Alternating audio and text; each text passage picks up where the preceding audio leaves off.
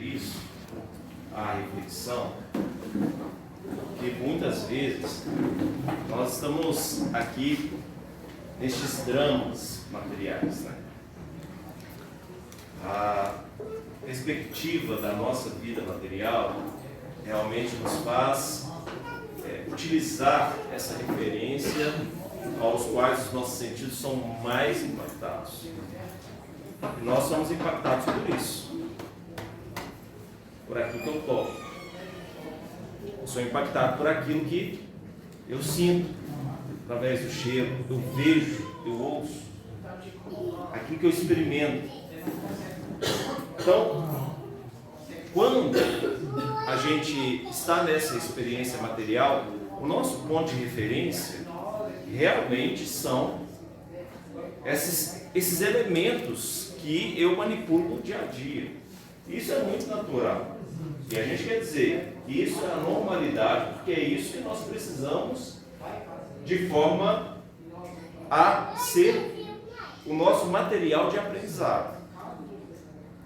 Com toda a espiritualidade, e ela vem fazendo isso no decorrer de todo o tempo que nós existimos, desde quando nós adquirimos o sentido da razão, meus irmãos. Porque houve um tempo em que nós não tínhamos, éramos apenas instinto puro, ok? Por quê?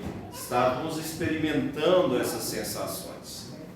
Mas a partir do momento em que a gente tem esse alvorecer da nossa individualidade, então a gente começa a trilhar este caminho da compreensão do que nós somos, de quem nós somos.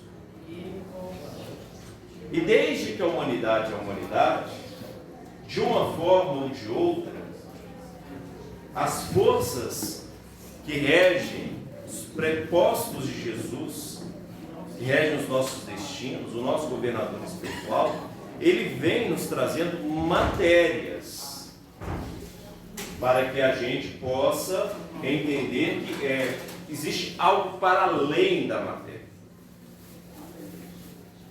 E que este algo, que ganha a figura do sagrado, que ganha a figura do divino, é exatamente o sentido da realidade que pauta as nossas vidas. Então, estes prepostos de Jesus, eles vêm com esta intuição, eles vêm com essa percepção. A gente diz, que são sensitivos, os médiuns de todos os tempos, e começam a ver esta interação entre todos nós. Começam a ver algo que os demais irmãos não tinham essa percepção. É o espírito da natureza, é o irmão desencarnado, é uma manifestação de alguma energia, e a gente vem então desenvolvendo este material à medida também que nós vamos progredindo no sentido do conhecimento, da ciência, da filosofia. Porque à medida em que nós vamos tendo este material também de raciocínio que nós vamos desenvolvendo através das encarnações, nós vamos então começando a ter um material comparativo. E quanto mais a gente vai nascendo e renascendo, vivendo os romances de nossas vidas, mais nós vamos compreendendo quem nós somos, a nossa destinação espiritual. De forma que cada um de nós tem esta oportunidade de forma igual. Isso também é muito importante. Deus não criou a cada um de forma a definir: este daqui vai ser uma pessoa que vai ter sucesso e aquele ali será uma pessoa que está fadada ao insucesso. Isso não existe e nunca existiu, porque Deus é soberanamente justo e bom. Todos fomos criados iguais. A diferença que se tem é a diferença da experiência que nós estamos vivendo. A diferença que existe é do tempo, muitas vezes, que nós reencarnamos. Às vezes nós reencarnamos muitas vezes. Já passamos por muitas experiências. E aquele que lá está ao nosso lado ainda não passou por aquelas experiências que nós já passamos. Constitui-se nisso. Às vezes aquele ainda está preso às teias de algumas experiências mais primitivas e por isso tem determinado comportamento. Cabe àquele que mais evoluiu ajudar aquele que menos evoluiu, que está em evolução. E aí nós vamos entendendo cada vez mais, até nós chegarmos a este ponto em que nós estamos com tanto desenvolvimento tecnológico, com tanto desenvolvimento de conhecimento, porque hoje nós atravessamos os céus. Hoje nós conseguimos tratar doenças que antigamente levariam a uma desencarnação. A criação da penicilina, descoberta da penicilina, das cirurgias, enfim. Tudo isso nos levou hoje a essa oportunidade de nós podermos falar claramente. E os Espíritos então se manifestam para nos dizer isso, que nós somos também Espíritos eternos. De uma forma muito clara, muito racionalizada. Há uma organização, não é algo que acontece ao acaso. Tudo vem de um planejamento. Jesus, quando nasceu neste mundo, ele nasceu dentro de um planejamento. Kardec, quando codificou o Espiritismo, o fez dentro de um desdobramento de uma organização espiritual, porque há um comandante celeste, há forças que disciplinam tudo o que acontece. E aí a gente vai descobrindo, igual os nossos irmãos aqui diziam sobre a questão do sono. Nós vamos entendendo cada vez mais como funciona essa questão realmente do afrouxamento de nossa experiência material quando nós dormimos. Porque o que acontece? Afrouxa-se. A gente se torna mais livre.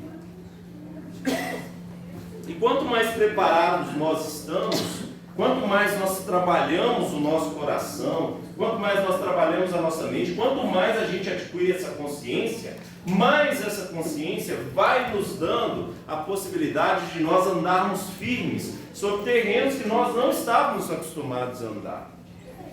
Mas a gente vai tomando posse de quem nós somos.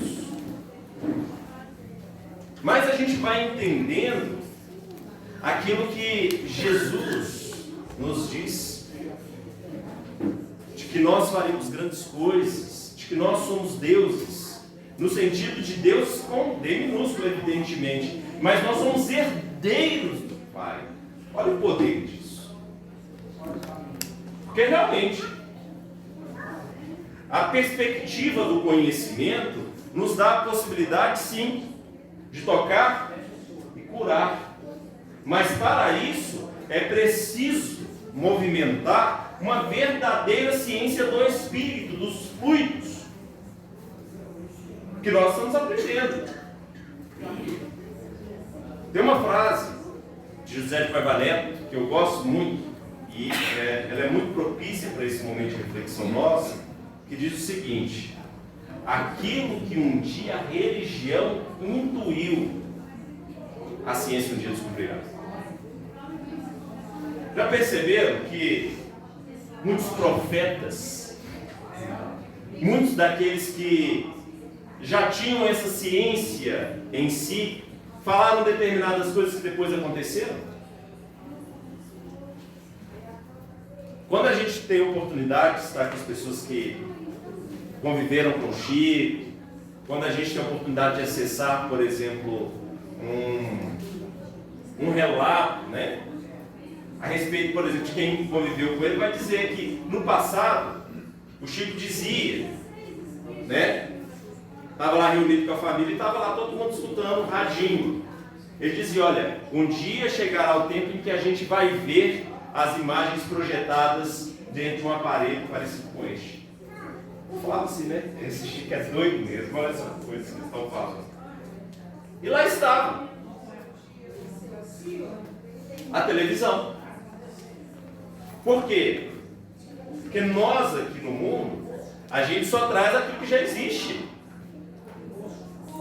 A gente, essa descoberta nada mais é do que intuição. O que Einstein fazia para poder, né, ter essas intuições no momento da ciência? Ele dormia. Tanto é que conta-se que a teoria da relatividade foi após um sono. Ele acordou com a fórmula pronta. O que é isso, gente?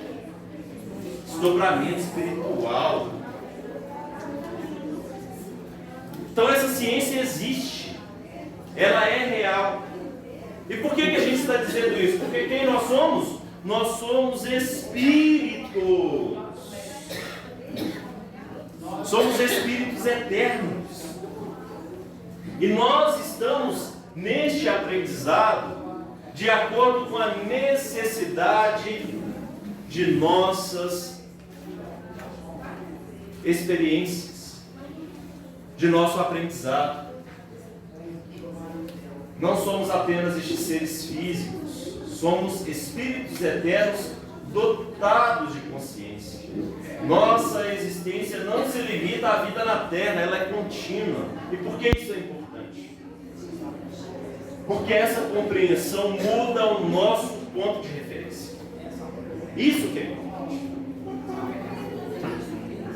Quando eu mudo o meu ponto de referência, eu paro muitas vezes de pormenorizar as estruturas materialistas que existem na Terra, que estão construídas ainda sobre uma perspectiva de orgulho, egoísmo, vaidade e tantas coisas mais. E começo a entender que essas estruturas, elas não são a verdadeira forma de valor a me guiar. Você entende isso? Não ser a forma de valor a me guiar.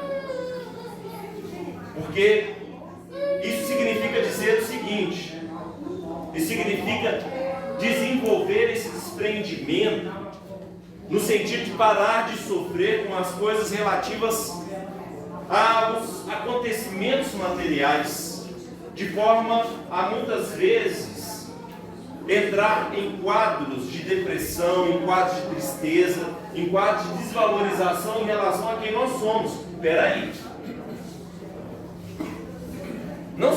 Isso não diz quem eu sou. Porque a matéria ainda é dotada, isso é importante. E a gente compreender, e nós estamos aqui por compreender, por esta aventura de se achar com a primazia de uma condução de poderes nas mãos de poucos.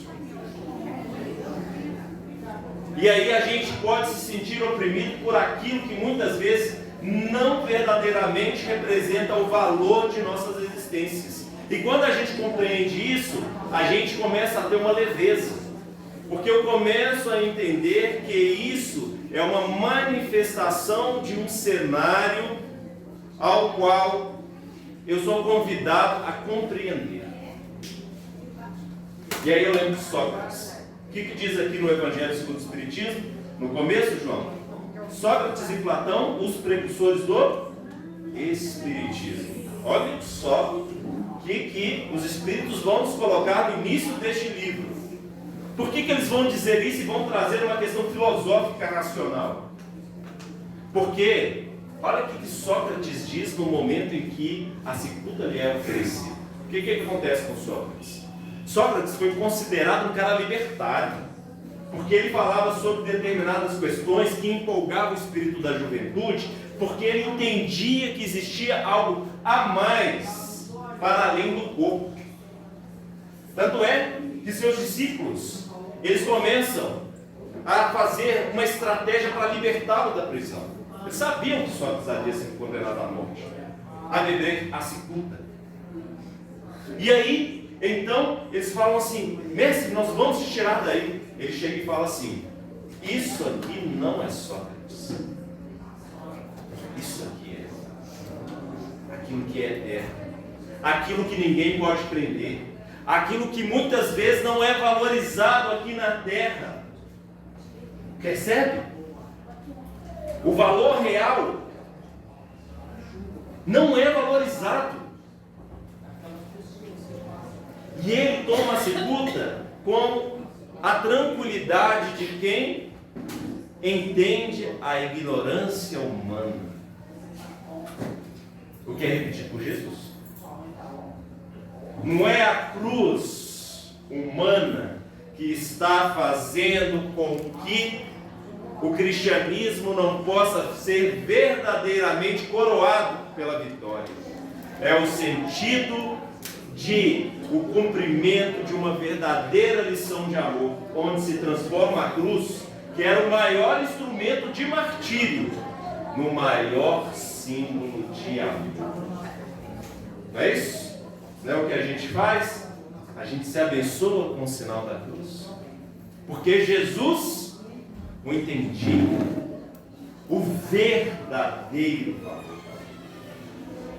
E é isso que os espíritos amigos, em todos os quadrantes da terra e das mais diversas formas, vêm tentando esclarecer, porque o verdadeiro sentido é o sentido de esclarecimento, a dizer o seguinte: o verdadeiro valor da experiência material não está nas conquistas da vida, está na conquista do Espírito.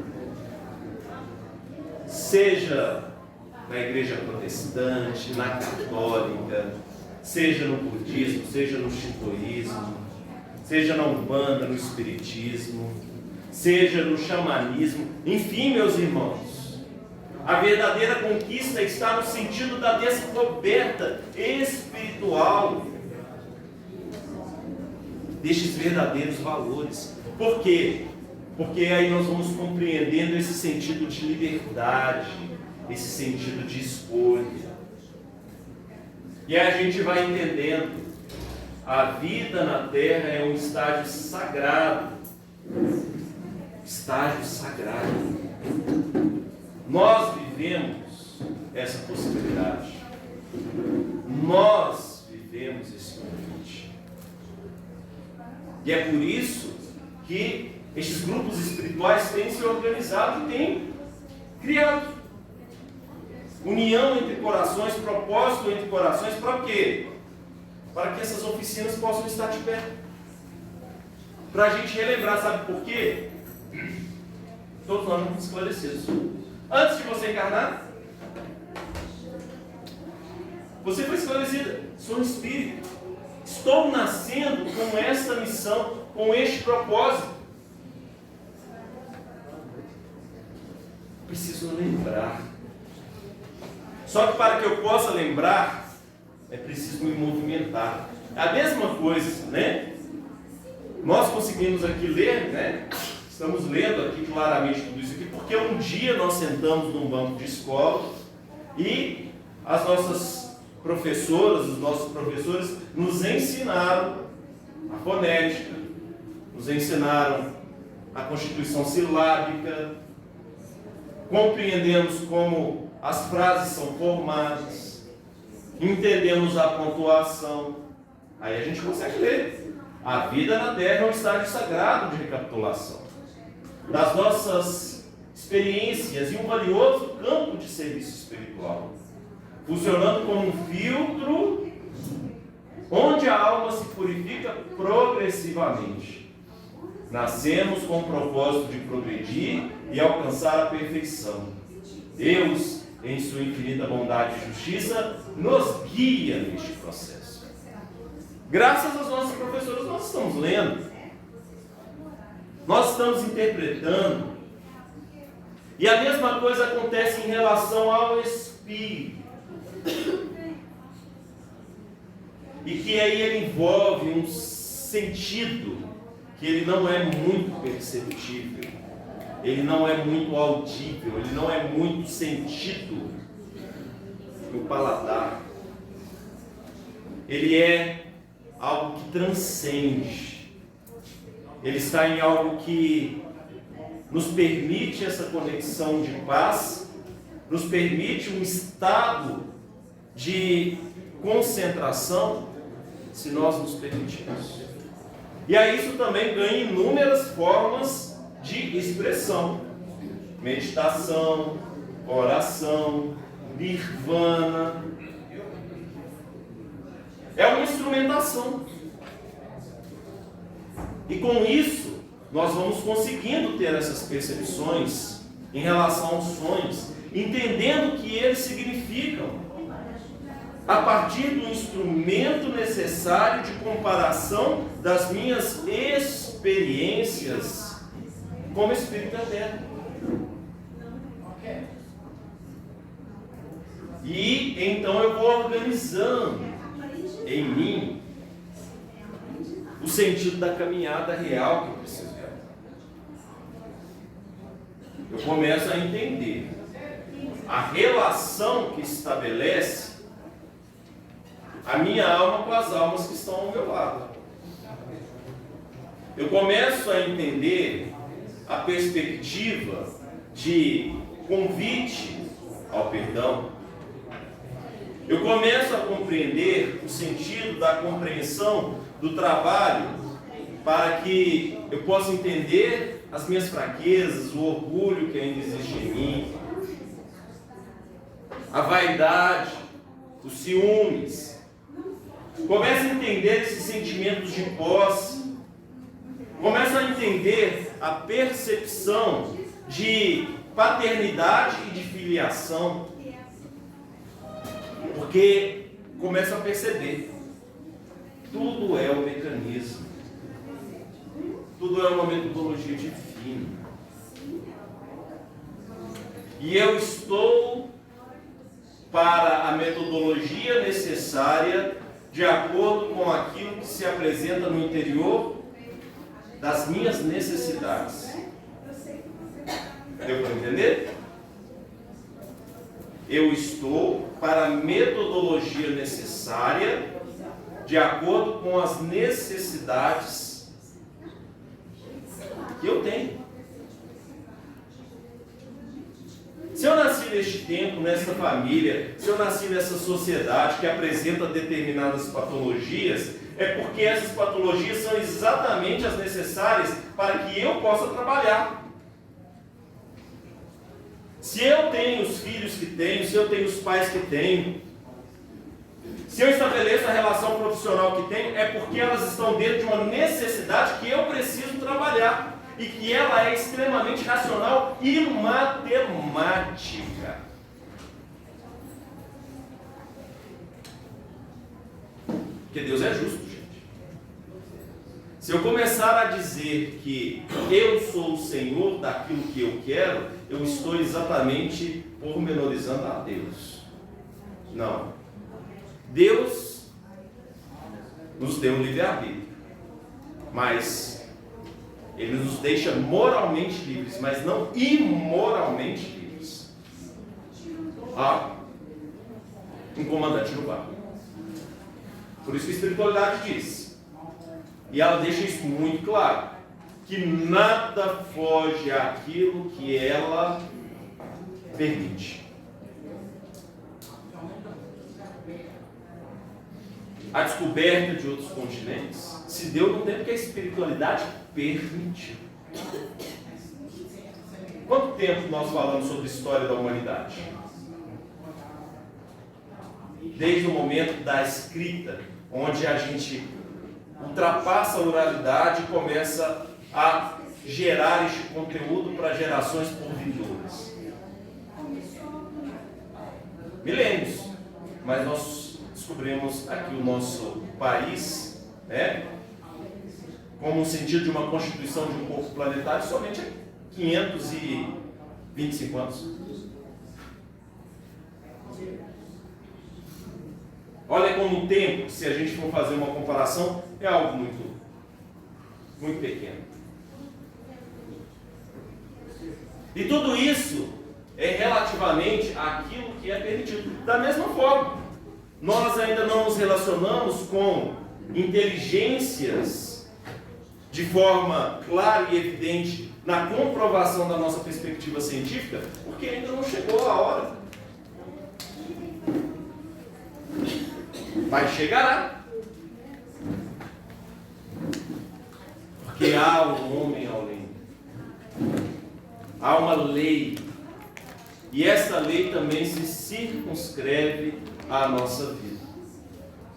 E à medida que a gente vai tendo conhecimento dessas leis espirituais, isso é muito importante. Porque nós estamos... Qual é o grande sentido de nós estarmos aqui? Evidentemente, nós estamos aqui fazendo um tratamento.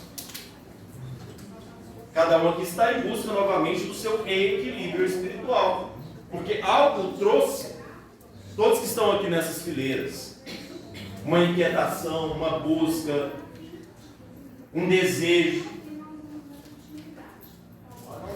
E o grande sentido de nós estudarmos é exatamente a gente compreender essas leis. Porque os nossos irmãos espirituais, eles vão colaborar novamente com uma reflexão relativamente a uma questão ainda mais individual,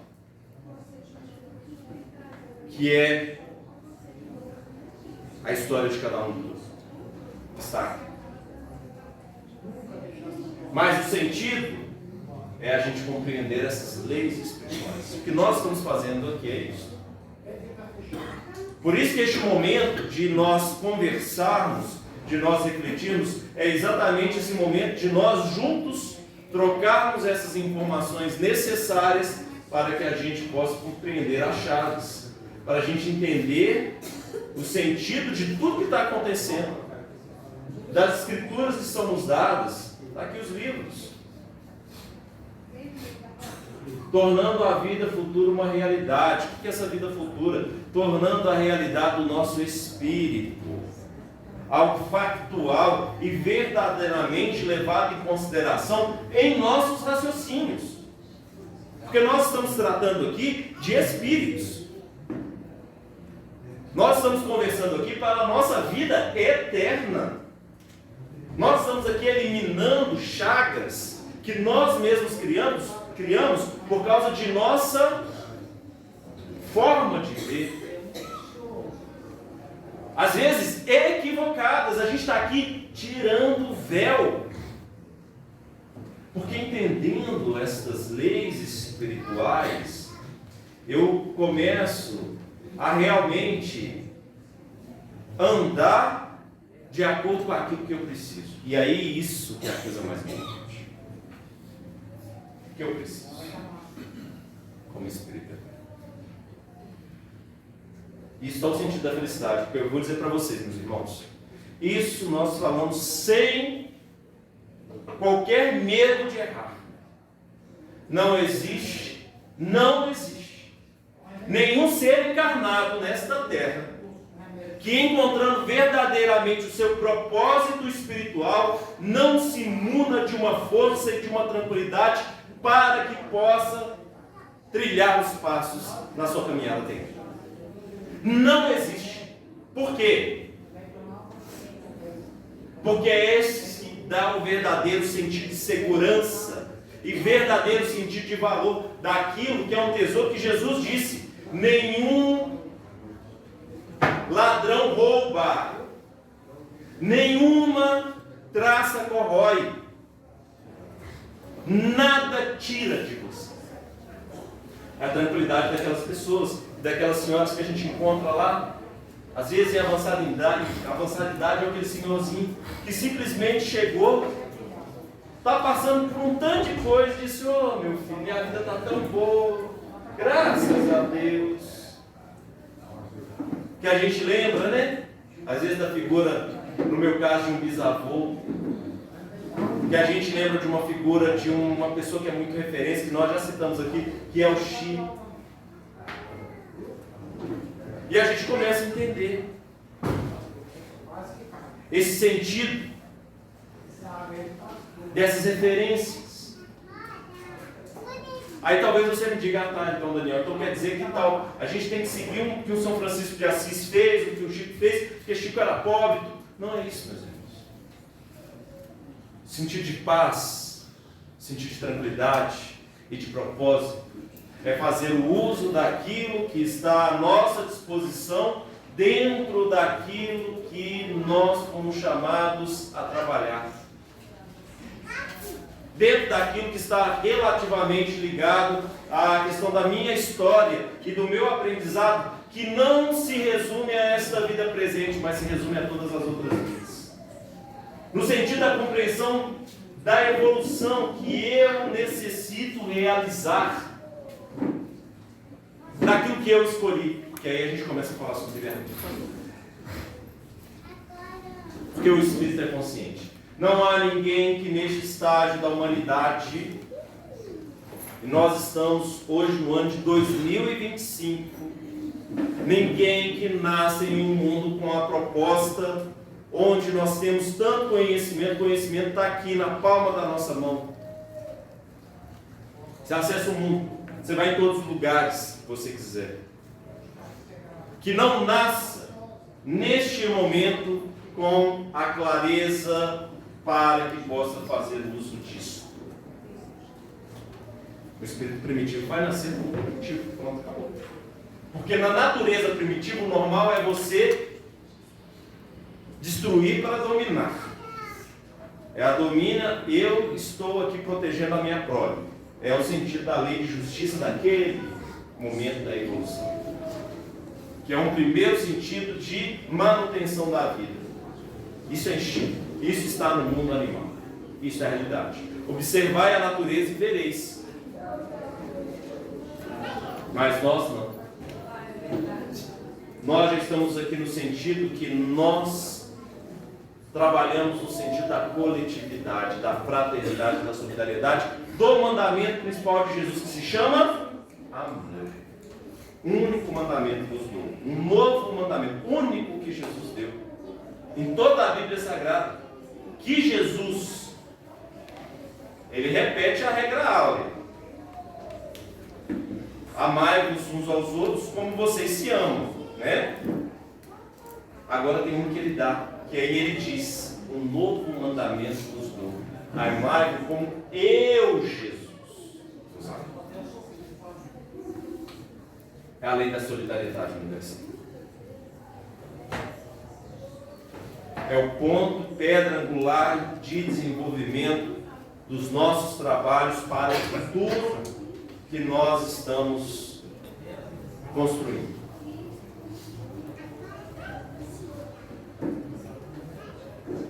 Acho que vai ficar agora. Então, à medida que eu vou entendendo isso, eu começo a entender livre-arbítrio. Porque o meu livre-arbítrio, ele está ligado a uma percepção de necessidade. E aí eu relembro sempre as lições de André Luiz. André Luiz, no livro Missionários da Luz, ele vai dizer que ele vai ao departamento de reencarnações. Na normalidade dos espíritos, onde a gente vai dizer que são a classe média dos espíritos que aqui reencarnam na Terra, antes de nós encarnarmos, nós vamos nos preparar em locais específicos do mundo espiritual. Ora, a medicina da Terra está tão avançada que nos permite analisar internamente aquilo que acontece no nosso organismo. Imagina do mundo espiritual. E nesse sentido, nesse departamento de reencarnação, André Luiz vai falar que lá havia dois modelos, o modelo feminino e o modelo masculino, mostrando todas as eminências e minudências do corpo humano, com um destaque em especial para o organismo feminino, onde ele fala que é a porta para a vida. Ele vai dizer que a parte onde se localiza o útero, a região sexual feminina, brilhava com uma luz especial, de tamanha importância da missão que as mulheres têm. E mulher no sentido de compreender o quê? A polaridade que nós nascemos, porque o espírito não tem sexo. De acordo com a missão que se recebe. Porque se precisar que eu viva essa experiência, assim será necessário. Nesta, eu visto uma roupa masculina.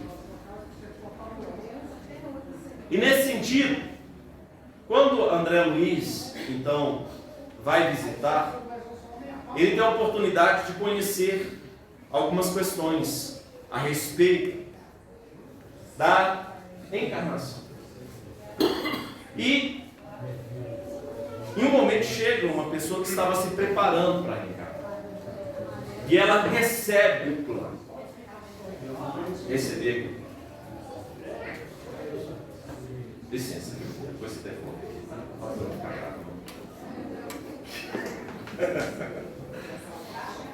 Recebeu o plano. Ó, você vai nascer, tal, com família tal tem uma perspectiva genética tal, que não sei o que, tal. Nessa perspectiva, haverá uma possibilidade de um organismo humano bastante equilibrado, por causa que a missão relativa é essa e essa, para que você possa receber, 3 filhos, tudo. Por quê? Porque isso estava relativamente ligado à necessidade da encarnação dela, da história espiritual dela, ligada à história. E aí ela chega e fala assim: olha, meu organismo físico está muito bonito. Para a missão que eu vou desempenhar, necessário é que eu tenha aí um desequilíbrio, porque senão corre o risco de eu cair.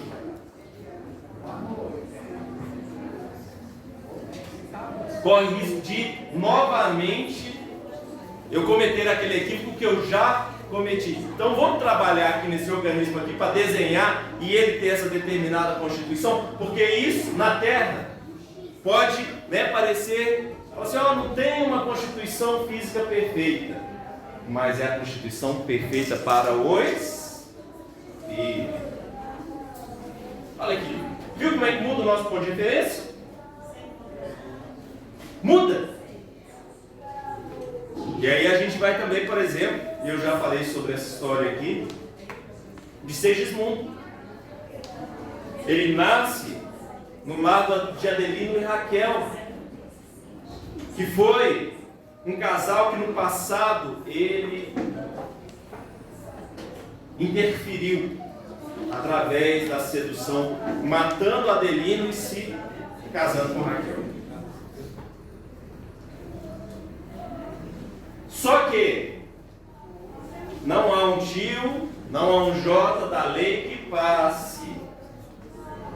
E agora, por causa deste crime que ele havia cometido, ele estava renascendo para o quê?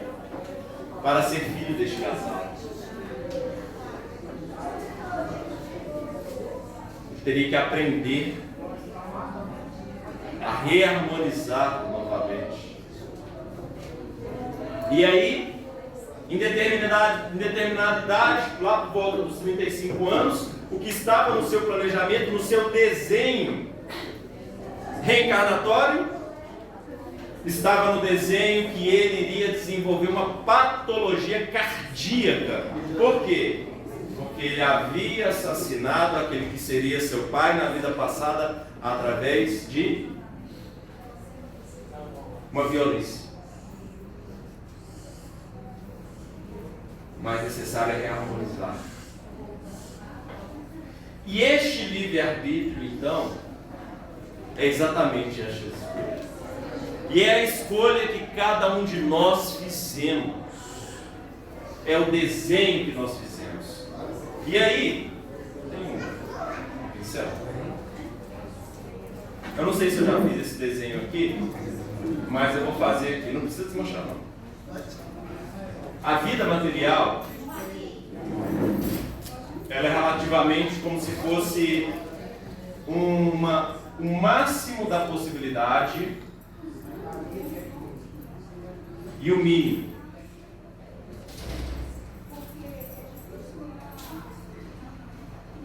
Eu determino isso antes de encarnar. O máximo da possibilidade é que, mantendo as boas escolhas, sendo bom, eu estou mais próximo ao pico, né? Como se fosse uma frequência. E aqui, sou preguiçoso, não vou falar ruim.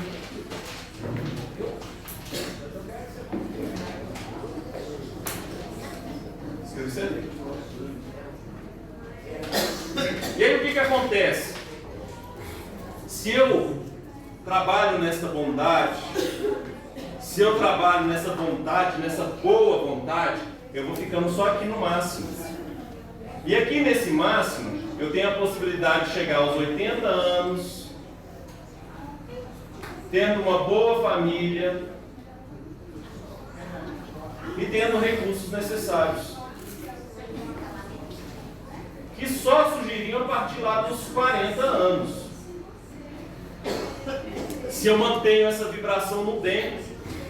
Mas caso eu seja preguiçoso, aqui eu tenho um casamento. Tenho um casamento que vai durar durante toda a vida. Mas o que acontece? Se eu sou preguiçoso e mantenho minha vibração no mais baixo grau, o que acontece? Aqui eu tenho um equívoco, onde que eu acabo me consorciando com um espírito que não está dentro. Claro, claro. Pessoal, só um minutinho. Tem um T-Cross branco que está estacionado de uma forma lá, que está dificultando o ônibus a fazer algumas manobras ali.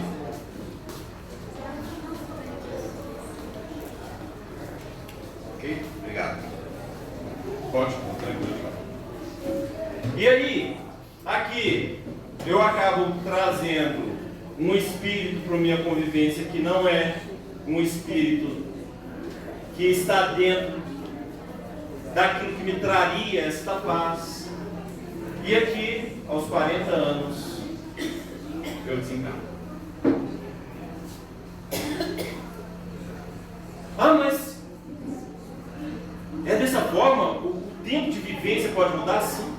Está lá no livro Mensageiros. Essa aqui é uma história de Otávio. A lição de Otávio fala exatamente sobre isso. Ele nasceu para poder ter uma vida. Claro que não tinha casamento na história de Otávio, mas ele nasceu para ter uma vida em que ele iria fazer muitas coisas. Estava tudo programado, estava tudo organizado, mas ele teve a oportunidade de fugir. Oportunidade todos nós temos, é só querer. Mas a gente quer realmente perder. Ao melhor de todas as oportunidades, a oportunidade do bem, a oportunidade da preguiça. Qual que a gente vai escolher? E aí, nesse sentido, a gente vai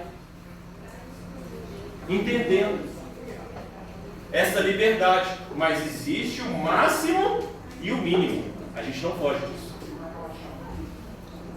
Já ouviu dizer que tem algumas pessoas que a espiritualidade tira antes para não poder errar mais tanto? Mas por que tira antes? Porque essa pessoa tem até uma ficha que lhe permite isso. Falou, se eu errar demais, me arranca lá da encarnação. Senão não vai adiantar. Eu sei do risco que se corre, mas para isso você também precisa ter merecimento. A gente não evolui, mas a nossa roupa suja mais. E depois para limpar a roupa, você sabe, né? A roupa está suja demais, até o alvejante não tira, né? Né, Luiz? Fica suja, vai virar pano de chão, né? Então a gente vai entendendo isso. Por isso que a gente fala escada para o progresso. E aí a gente continua.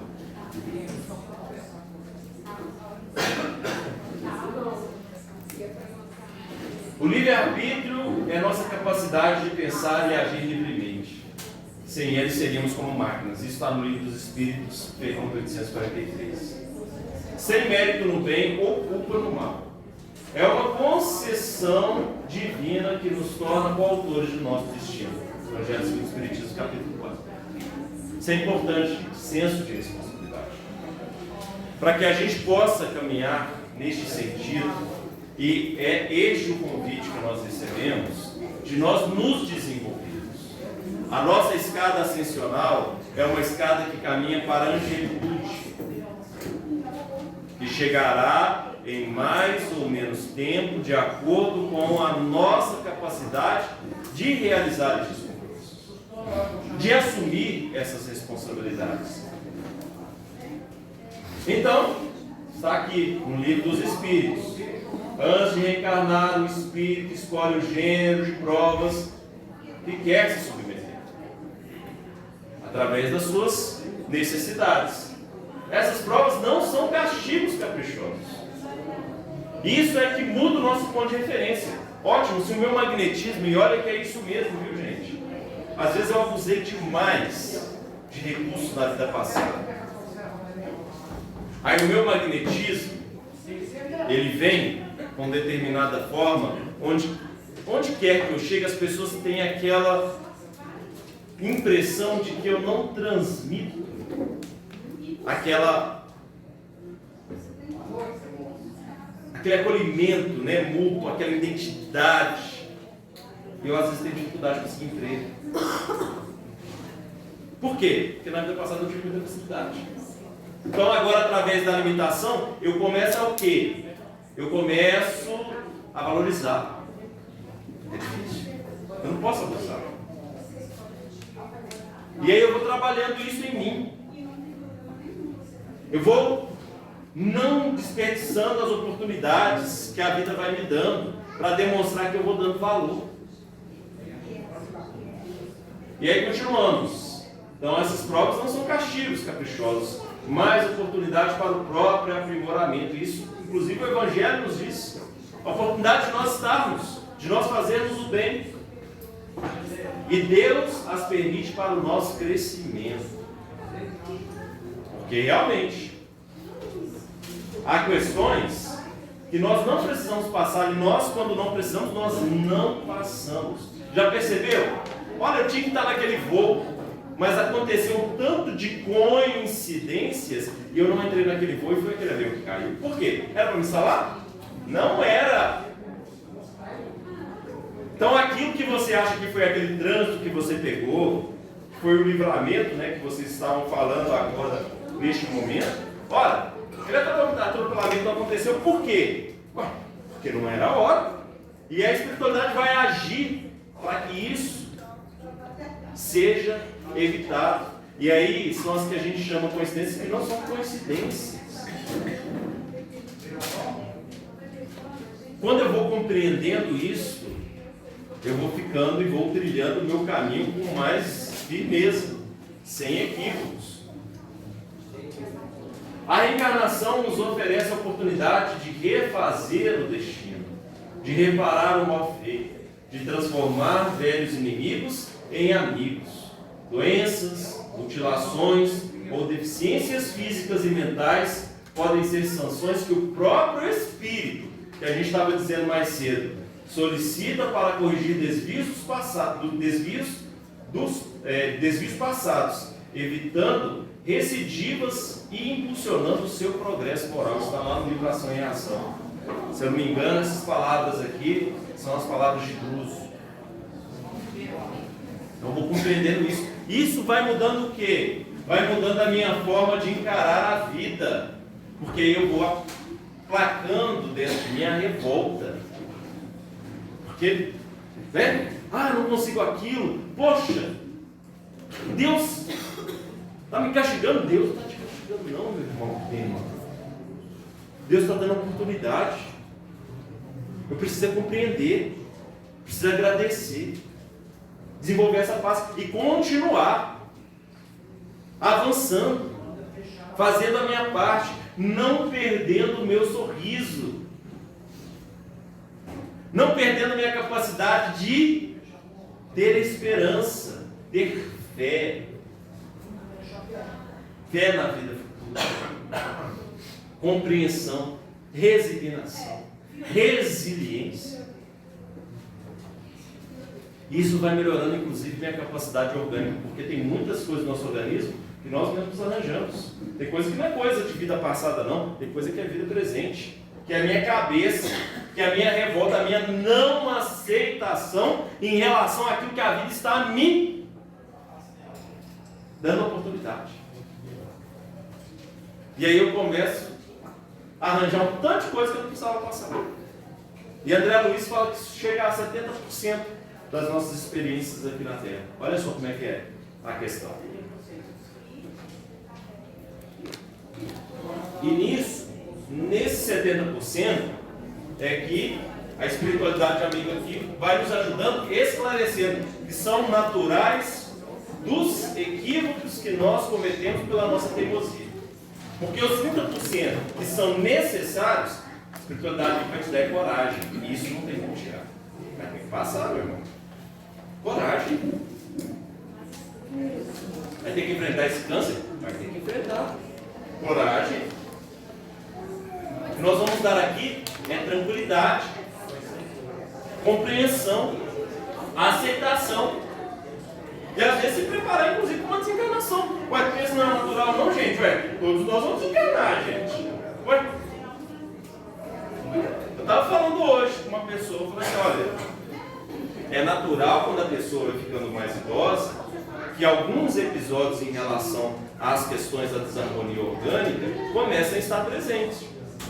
E nisso a gente tem que compreender, inclusive fazer um treinamento interno nosso para ter aceitação, porque chegará um momento de um ápice de uma desarmonia orgânica, onde a energia vital está realmente encerrando, chegou no máximo da gasolina, gente. Acabou a gasolina no tanque. E a gente vai ter que entregar novamente aquela pessoa aos braços do Pai, para ela voltar para casa. E a gente não se revoltar. Porque quantas vezes a gente está, dentro das casas religiosas, realmente às vezes tendo experiências maravilhosas, só que na hora que chega no momento da nossa prova a gente se revolta. A gente larga de mão. E aí? Teve um caso que a gente teve a oportunidade de acompanhar, de uma senhora. A senhora era uma sensitiva, uma médium maravilhosa, trabalhou a vida inteira, mas chegou um momento em que ela teve que passar pela experiência da desarmonia orgânica, e ela teve um episódio de AVC em que ela ficou totalmente incomunicável de cama. Os demais médiuns da casa, em uma determinada oportunidade, esclareceram: olha, ela nesse momento está num momento de grande revolta. Ela neste momento está falando: poxa, eu fui uma pessoa tão boa, por que Deus está fazendo isso comigo? E por isso Deus está mantendo lá, porque ela precisa trabalhar um orgulho que ela não trabalhou durante a vida. Foi teoria, agora era a prática. Pro aprendizado. É maldade de Deus, gente? Não, gente. Oportunidade. É oportunidade. O que a gente está falando nisso, em evoluir, porque o filtro do Espírito é o corpo. E aí a gente diz, tanto riqueza quanto pobreza são provas morais. E aí a gente vem falando não só das provas orgânicas. João, eu sei que a gente pode até mais tarde, Você falou que... Por isso que hoje eu trouxe um material maior. Então, eu vou falar um pouquinho mais, gente. Então, tanto a riqueza quanto a pobreza são provas morais, porque não são só as provas orgânicas. Já falamos do magnetismo, às vezes, da dificuldade de a gente conseguir um emprego, alguma coisa assim. Mas também tem a questão também do magnetismo, onde que a gente vai ter a facilidade. Tem gente que tem essa facilidade. Tudo que toca vira ouro, Na metáfora daquela história.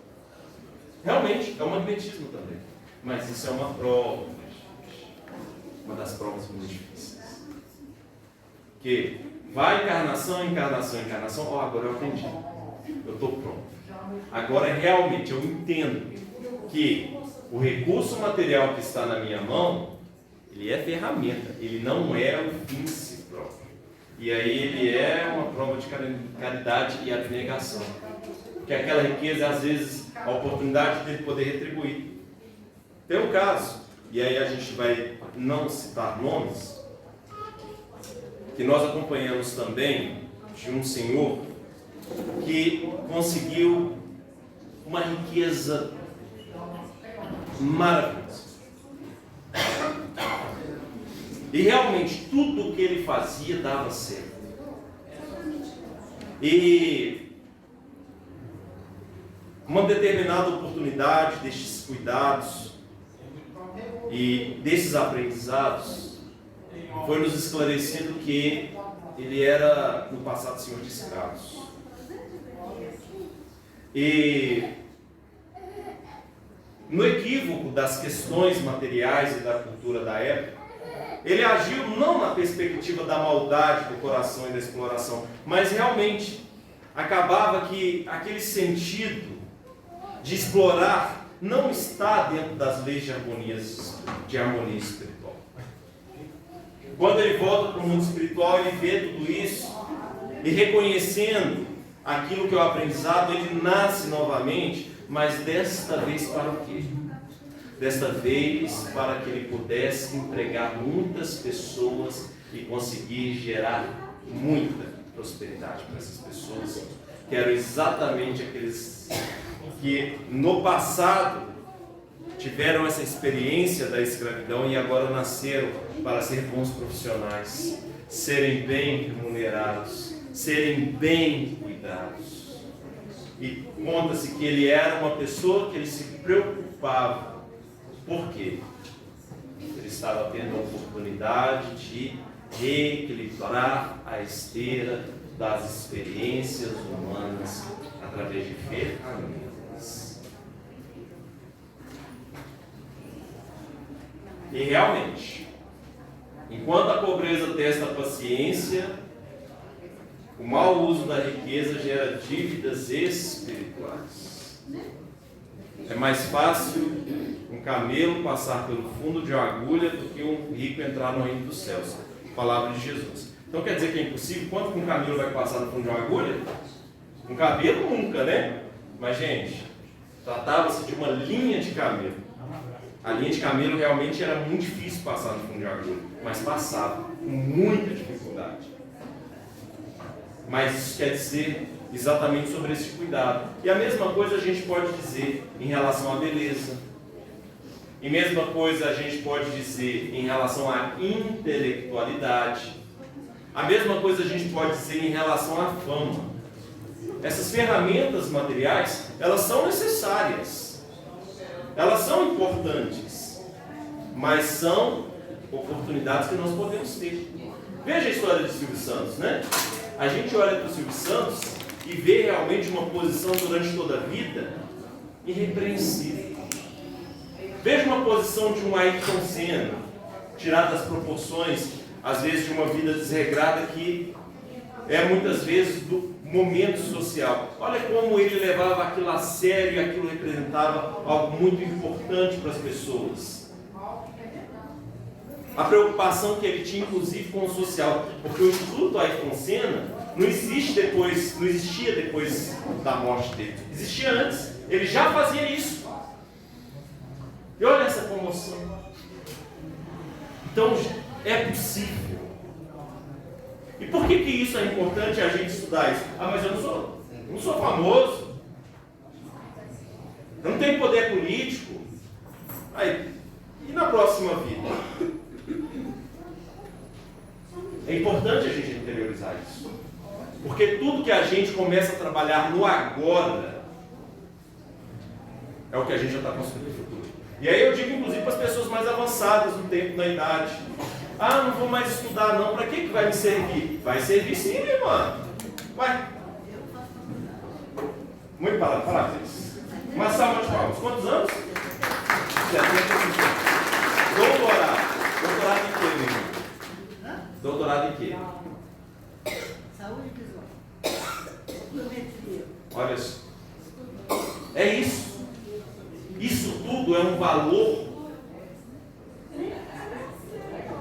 que não é perdido, muito pelo contrário, meu irmão.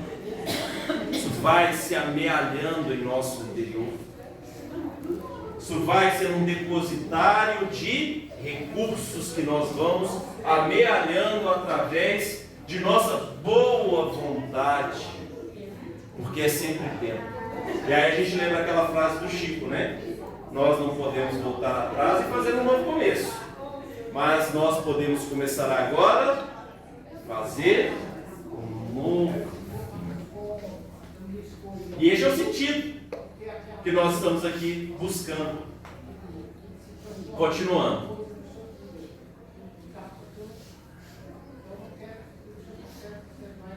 Vamos ver se vai passar.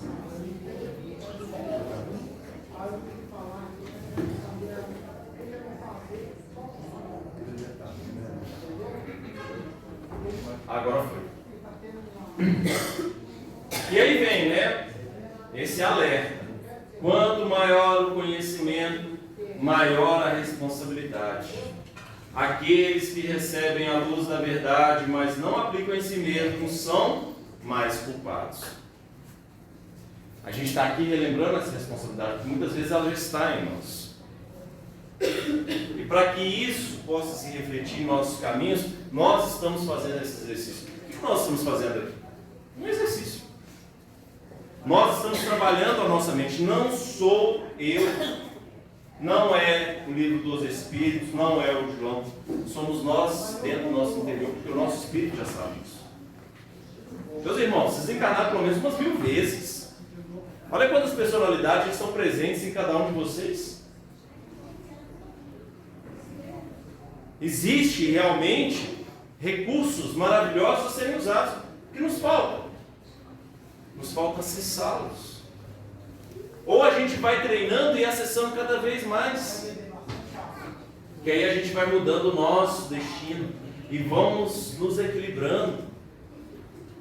Porque esse entendimento, esta ação e esta reação vai nos dando a oportunidade de dar mais atenção às coisas simples, aos pensamentos do dia a dia, entender este karma que está presente não só no Espiritismo. E aí a gente vai incluindo, né, nossos pensamentos e palavras, a gente vai vigiando. Opa, esse pensamento não, essa palavra aqui não. Às vezes até passa, mas eu falo, opa, aí eu começo já como se diz assim, na hora que aquele pensamento vem, eu já começo a me sentir assim, culpado. Já é importante, porque agora eu estou pelo menos me sentindo culpado, não é bom?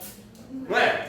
Porque antes eu não sentia, estava nem aí, estava como uma criança desgovernada, no sentido às vezes das suas peraltices, mas agora eu cresci. Estou chegando na adolescência espiritual. Isso para mim já tem um significado importante. Então eu já começo a prestar atenção nessas palavras, nos meus pensamentos, e começo a entender que isso é uma ação correspondente. Não, esse pensamento não é meu. Minha mãe sempre fala, ó, esse pensamento não é meu. Pensamento de pessimismo, na hora que ele vê, nesse pensamento não é meu. O que eu vou fazer? Vou pegar o meu violão, vou tocar, vou botar uma música para tocar, vou pegar um livro para ler, vou fazer alguma coisa que eu gosto, vou lá jogar um futebol, vou lá fazer uma caminhada, enfim. Não aceito, não quero. Porque eu vou mudando a minha constituição, trabalhando essa energia. E se eu estou impregnado com essa energia, porque muitas vezes o nosso comportamento, nós não mudamos uma cultura de uma hora para outra. Nós não mudamos. Não adianta. É igual começar uma dieta. Gente, não tem como começar a dieta, chegar assim, amanhã eu vou começar e vou fazer aquela restrição. Não adianta. Não vai dar certo. A gente tem que começar aos poucos. Um passo de cada vez. Uma caminhada de 1000 léguas começa ao primeiro passo. Eu tenho que ir estabelecendo essas metas, mas metas racionais.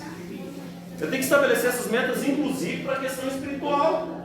Olha, meu objetivo: culto no lar, leitura de um livro, a oportunidade de ouvir um momento espírita no carro, 5 minutos. Eu vou me disciplinando, disciplina. E vou fazendo esse trabalho aos poucos. para que eu possa ir percebendo essas mudanças, essas nuances que vão acontecer na minha vida. E aí, entendendo isso, gente, nós vamos tecendo asas para a nossa libertação. Ou não, né? Mas é uma escolha. O que a gente está fazendo aqui é exatamente falar, opa, dá um clique. O clique da escolha. A ação do mal pode ser rápida, mas exigirá tempo para estabelecer a harmonia. Isso aqui é um alerta que se faz em ação e em reação, porque é exatamente isso. Quando eu não vigio a palavra, quando eu não vigio o pensamento, às vezes eu cometo um equívoco, que é o equívoco que vai fazer com que eu perca a reencarnação. E às vezes eu demoro para conseguir refazer isso. E é o que acontece. Infelizmente a gente vê. Infelizmente a gente observa e a gente fica triste. Na hora que a gente vê o olhar de uma pessoa e fala assim, um momento de invigilância fez perder toda a vida. No sentido de perder, gente, entendam, né? De perder a oportunidade máxima de um trabalho de progresso. Botar tudo aquilo a perder. Continuando, né? As aflições na terra não são punições arbitrárias, mas consequências de nossas existências anteriores. Um remédio que limpa as chagas e cura o doente. O sofrimento é o meio de purificação. Isso. Aí você parece assim, nossa, o Daniel está falando agora que sofrimento é bom. Meu Deus do céu, agora perdeu-se o mundo. Os Espíritos estão dizendo. A entender a necessidade de um remédio. Um remédio que às vezes é amargo, gente. Mas não é um remédio que cura. E aí eu volto para aquilo que nós falamos inicialmente. O que é verdadeiramente a nossa vida? O que nós somos? Eu acho que ninguém ouviu a palestra hoje. Vamos lá. O que nós somos? Espíritos. A gente está aqui curando o espírito. O espírito. O espírito que está neste momento no corpo infantil, mas que já foi mãe, avó, em tantas experiências, e que novamente reinicia, e que cabe a nós conduzir para que depois possa se fazer as escolhas.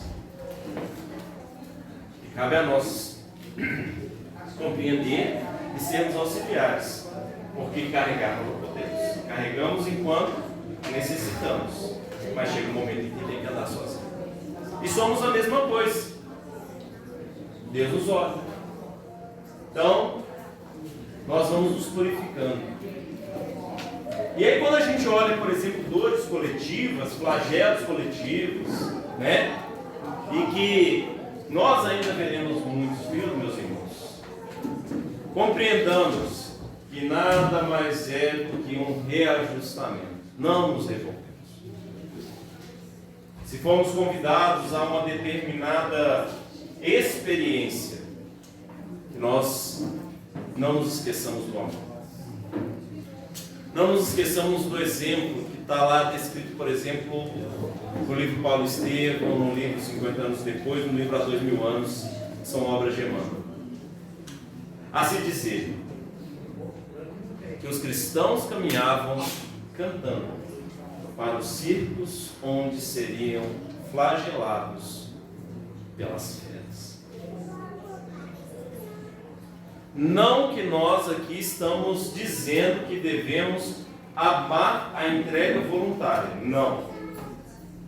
Nós estamos dizendo que as experiências necessárias, quando a vida naturalmente nos leva a elas, que nós possamos compreender a essência do amor. Porque é isso. Por isso que Pedro, quando pediu para ser crucificado de cabeça para baixo, ele não fazia isso para falar, eu sou o maior dos discípulos. Não. Ele compreendeu a necessária referência de Jesus. Ele foi humilde naquele momento. Ele merecia morrer como um mestre. Não sou como ele. Quem sou eu? Aqueles que conviveram com Jesus entenderam isso. E não é uma figura de um discurso, é uma compreensão de essência. Sabe a essência da felicidade? Sabe realmente aquilo que é mais valioso? É isso. E quando a gente vai entendendo e tomando posse disso, a gente vai ganhando força, coragem.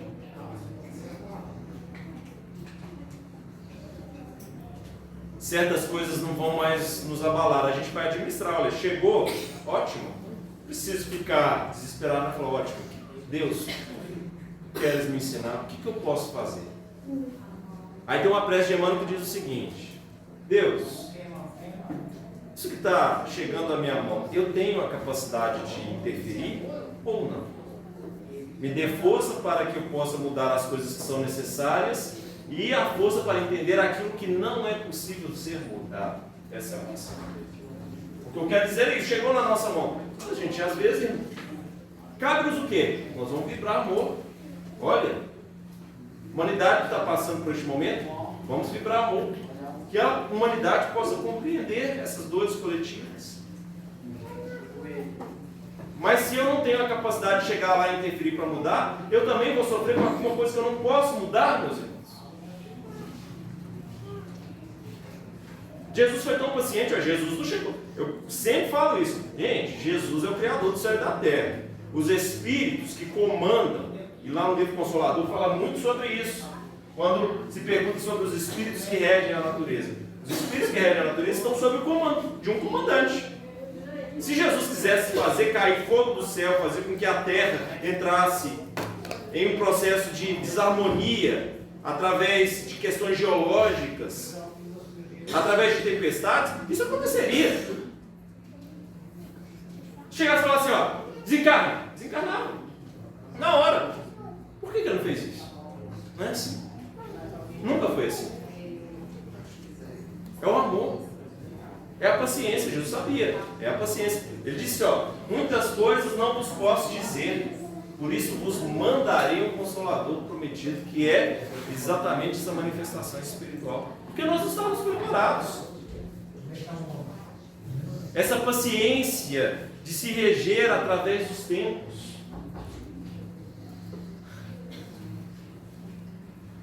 E aí, a intervenção do amor divino na justiça. A justiça de Deus não se revela sem amor. E aí a gente entra exatamente neste novo mandamento do Cristo. A misericórdia divina está sempre presente, concedendo oportunidades de reajuste. E aí eu lembro das mães que muitas vezes acolhem os filhos no momento da desencarnação, dizendo, graças a Deus por tudo que aconteceu e por tudo que ele sofreu, ele progrediu, ele avançou, porque é o nosso desejo maior, este progresso, essa experiência de misericórdia, essa consciência de uma vida que se opera, que não está fora de um cuidado. Todos nós somos aqui muito cuidados, muito bem cuidados. O mentor de cada um que está aqui presente, abraça cada um. Ninguém aqui está solitário. Nunca esteve e nunca estará. Nunca se soube que Jesus jamais deixasse de atender ao apelo de uma alma sentida. É uma música chamada Súplica a Jesus. Nunca se soube. Nós não estamos assistidos. Podemos achar que perante o mundo e a carne podemos estar sozinhos, mas Jesus também esteve. Mas os anjos do céu estavam ao seu lado. E aí a gente vai entendendo a importância de tudo que a gente aprende. Qual que é são as lições que estão aqui presentes, que a gente sempre estuda às segundas-feiras, que a gente sempre lê nos livros, são as virtudes. Por isso que todos os estudos que aqui são expostos são exatamente reflexões ao ponto de retorno que nós precisamos para reharmonizar o que é necessário, para a gente dar valor, porque assim a gente vai reparando este mal, gente. A gente vai perdoando, a gente vai quebrando ciclos de animosidade e construindo a felicidade real. E a gente vai tendo isso, o amor como destino. E vem, somos espíritos imortais, viajando por múltiplas existências para o nosso aperfeiçoamento. Nosso livre-arbítrio nos permite escolher, e a lei de ação e reação garante que colheremos o que semeamos. O amor é a essência divina, base de toda a criação. Jesus é o nosso paradigma do eterno bem, e o Espiritismo vem explicar e dar execução à lei de amor e caridade. É o que nós estamos aqui fazendo, entendendo que é racional. Quer combater o materialismo frente a frente? É racional. É racional. Não é dogma, não é fé cega, não é uma troca, algo mercadológico. E aí vem, como é que a gente faz isso? Gente, a caridade em sua acepção mais ampla é a benevolência para com todos, a indulgência para com as imperfeições alheias e o perdão das ofensas. Ela é a virtude fundamental, a chave para a felicidade e a solução para o egoísmo da humanidade, lá no Livro dos Espíritos. E é isso que eu aprendi, nunca mais esqueci. O bico. Quando eu vou pensar assim, qual que é essas ferramentas do progresso? Bico.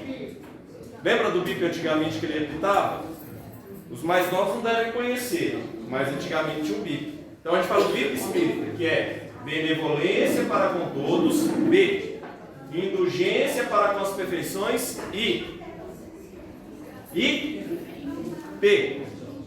Perdão das ofensas. BIP. Sempre lembrar. E eu começo a agir assim, poxa, eu vou ser indulgente. A pessoa está fazendo algo aqui errado, eu vou ampliar, vou tentar conversar com ela, entender. Vou ser benevolente. Agir com o bem, sem manifestar o mal. Vou perdoar, gente. E aí a gente começa, gente. Essas são as ferramentas para a nossa semeadura. Amar verdadeiramente é buscar o bem de todos, sem distinção de raça, crença ou condição social. Olha o tamanho do trabalho que nós temos.